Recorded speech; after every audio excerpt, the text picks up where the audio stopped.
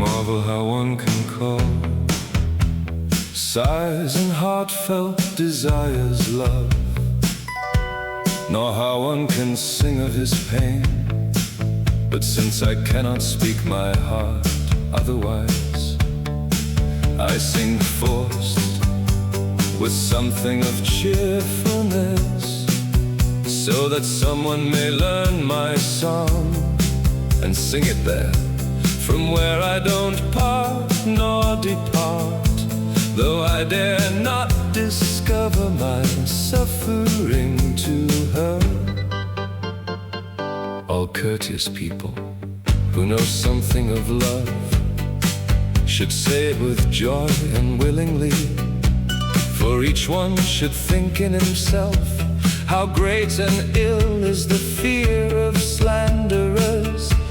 For I was rich with only hope, for may God save me, I had suspicion of nothing else, nor she of heart, until the felonious slanderers persecuted my death and my wandering.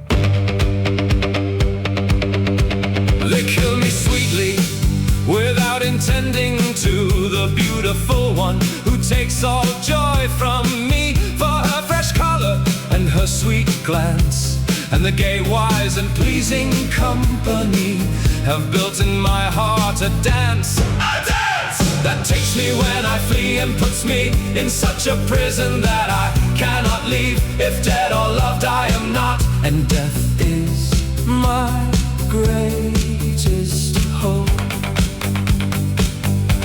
As long as I can stand alone to one side, I feed with joy my mortal cares that have made me forget other things, so that I see no ladies or knights anywhere but around her, who keeps in my memory her sweet country and her gay manner.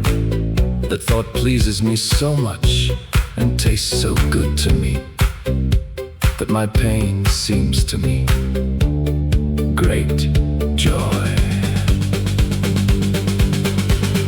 Yet, for this much I wish to cry mercy to her, that when she will be among righteous lovers, may she deign to mix my name with her company. For some messenger unknowing to me will bring me such great joy to my heart, when he tells me of that company, how it was, and of great pleasures. For a fine word by reason balances equally with a deed in the matter of love. Of our King of